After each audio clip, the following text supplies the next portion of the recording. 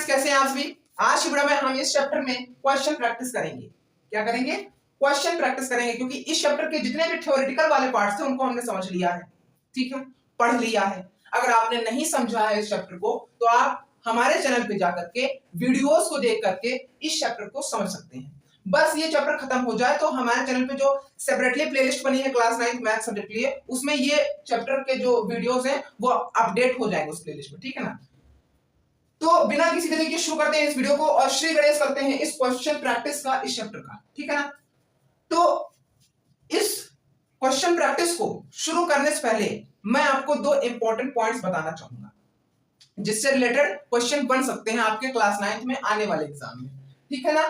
तो हमने ये पढ़ा था कि जो कार्टेशियन प्लेन होता है वो एक तरह का प्लेन होता है जिसमें दो नंबर लाइन होती हैं जो कि एक दूसरे के परपेंडिकुलर होती हैं, और हम उन नंबर लाइन को कार्टेशियन प्लेन में एक्सिस बोलते हैं। जो वर्टिकल एक्सिस होता है उसे ऑर्डिनेट बोलते हैं, जो हॉरिजॉन्टल एक्सिस होता है उसे एब्सिसा बोलते हैं, जो हॉरिजॉन्टल में पॉजिटिव पार्ट होता है उसे एक्स एक्सिस कहते हैं, और जो निगेटिव पार्ट होता है उसे एक्स डैश एक्सिस कहते हैं। उसी तरीके से जो वर्टिकल एक्सिस में ऑर्डिनेट में पॉजिटिव वाला पार्ट होता है उसे हम वाई एक्सिस बोलते हैं, और जो निगेटिव वाला पार्ट होता है उसे हम वाई डैश एक्सिस कहते हैं। ठीक है ना। ठीक है ना। ठीक है ना। इतनी बात समझ में आई।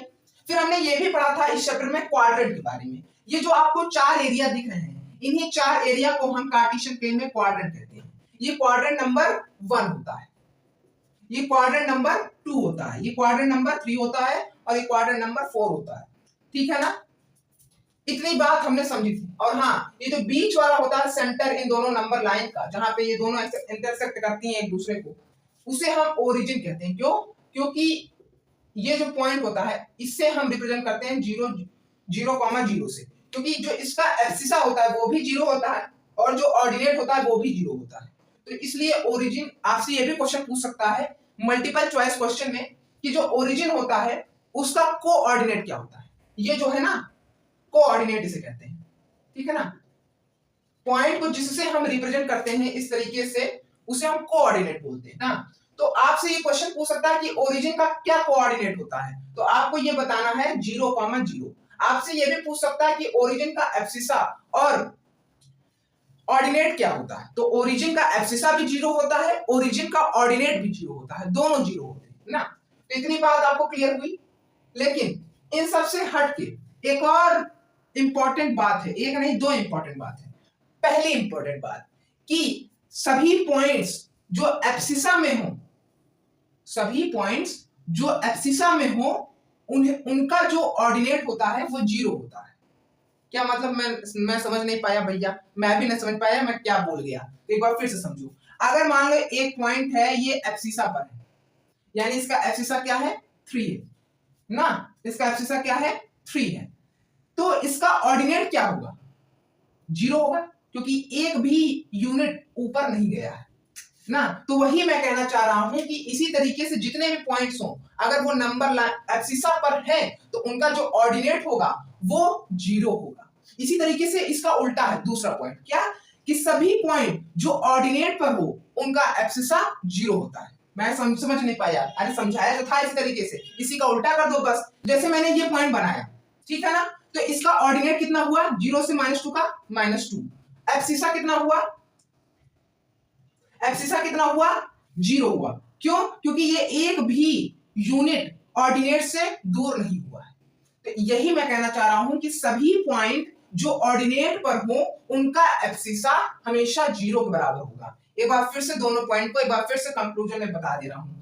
सभी पॉइंट्स जो एब्सिसा पर हो उनका ऑर्डिनेट हमेशा 0 रहता है, और सभी पॉइंट्स जो ऑर्डिनेट पर हो उनका एब्सिसा हमेशा 0 रहता है। यानी एक बार कंक्लूजन में फिर से समझ लो, एब्सिसा पे सारे पॉइंट तो ऑर्डिनेट 0, ऑर्डिनेट पे सारे पॉइंट्स तो एब्सिसा 0। ठीक है ना। रिलेट कर पा रहे हो कि नहीं? ठीक है ना। यही दो इंपॉर्टेंट पॉइंट्स है। अब आते हैं क्वेश्चन प्रैक्टिस को शुरू करते हैं ना।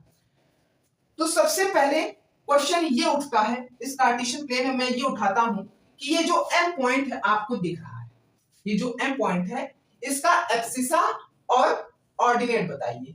मैं शॉर्ट फॉर्म में लिख दे रहा हूं। ए जो है वो एब्सिसा की वैल्यू को रिप्रेजेंट करेगा और जो ओ है वो ऑर्डिनेट की वैल्यू को रिप्रेजेंट करेगा। तो मेरा क्वेश्चन क्या है, ये जो m पॉइंट है इसका एब्सिसा और ऑर्डिनेट निकालिए। तो ये m पॉइंट है, ठीक है ना। तो मैं क्या करता था, मैं एब्सिसा की वैल्यू निकालने के लिए सिर्फ यही ट्रिक यूज करता था कि ये पॉइंट ऑर्डिनेट से कितनी दूरी पर है। तो आप देख रहे हो -3 दूरी पर है, तो इसका एब्सिसा कितना निकल आया, -3। अब ऑर्डिनेट की वैल्यू निकालने के लिए मैं वही ट्रिक यूज करता था कि ये पॉइंट एब्सिसा से कितनी दूरी पर है, 4 यूनिट की दूरी पर है, तो O की वैल्यू आ गई 4।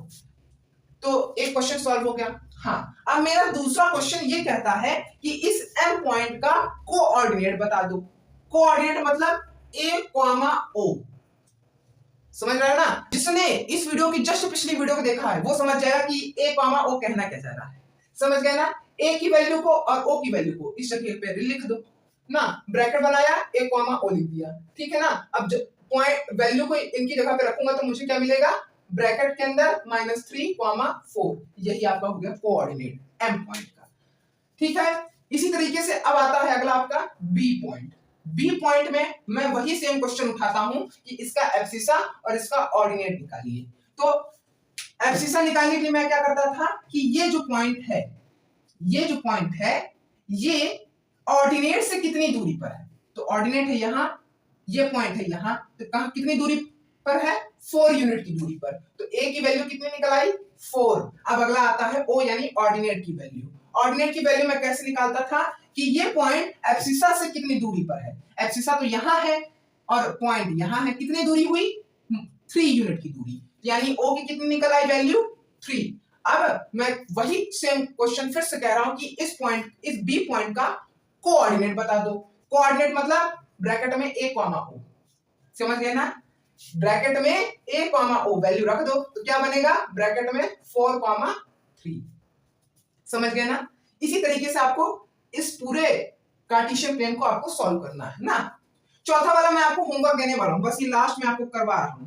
ये है आपका L पॉइंट। कौन सा पॉइंट है, L पॉइंट, ठीक है ना। तो आपको बस वही करना है कि इसकी A की वैल्यू निकाल दो, O की वैल्यू निकाल दो और इसका कोऑर्डिनेट बता दो। कोऑर्डिनेट मतलब A, O, ठीक है। तो A की वैल्यू कैसे निकलेगी, एब्सिसा की वैल्यू कैसे निकलेगी, तो मैं क्या ट्रिक यूज करता था कि ये पॉइंट ऑर्डिनेट से कितनी दूरी पर है, ये पॉइंट ऑर्डिनेट से कितनी दूरी पर है, -5 यूनिट की दूरी पर है। तो A की वैल्यू कितनी निकल आई, -5। अब अगला आता है O की वैल्यू यानी ऑर्डिनेट की वैल्यू। ऑर्डिनेट की वैल्यू निकालने के लिए मैं क्या कैसे निकालता था ऑर्डिनेट की वैल्यू, कि ये पॉइंट एब्सिसा से कितनी दूरी पर है। एब्सिसा है यहाँ, पॉइंट है यहाँ, कितनी दूरी पर है, -4 यूनिट की दूरी पर। तो कोऑर्डिनेट क्या बनेगा, यानी कि ब्रैकेट के अंदर A, O क्या निकलेगा, वैल्यू रख दो, यानी कि ब्रैकेट में -5, -4, ये कोऑर्डिनेट L पॉइंट का निकल जाएगा। इसी तरीके से आपको S पॉइंट का निकालना है जो कि है ये, ठीक है ना। निकाल के बताइएगा कमेंट सेक्शन में। अगर वीडियो अच्छी लगी हो, जो मैंने पॉइंट्स बताए वो अगर समझ में आए हो, और जो मैंने क्वेश्चन प्रैक्टिस में जो इस क्वेश्चन के 3 पार्ट्स आपको करवाए वो आपको समझ में आए हो, और चौथा अगर आप निकाल ले रहे हो इसका आंसर, तो वीडियो को लाइक, वीडियो को शेयर और चैनल को सब्सक्राइब बिल्कुल करिएगा। और लास्ट तक के लिए बने रहने के लिए थैंक यू सो मच। मिलते हैं अगली वीडियो में। और ये चैप्टर अभी खत्म नहीं हुआ है, इसकी अगली वीडियो में मैं एक और इसी तरीके का क्वेश्चन लेकर आ रहा हूं जिसका मैं प्रैक्टिस करूंगा इस वीडियो में, आप भी करोगे, ठीक है ना। तो एक बार फिर से लास्ट के लिए बने रहने के लिए थैंक यू सो मच।